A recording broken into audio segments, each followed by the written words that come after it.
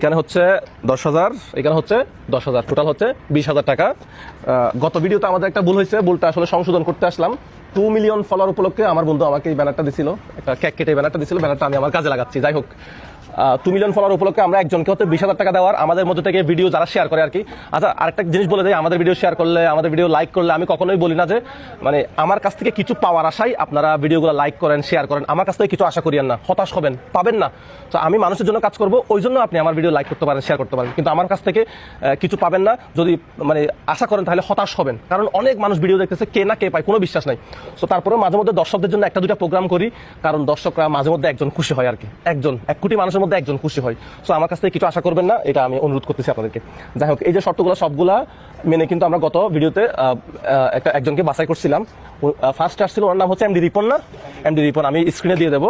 তো এমডি রিপন ভাই, ওনাকে আমরা মেসেজ করতে পারি নাই, মেসেজ অপশন থাকতে হবে।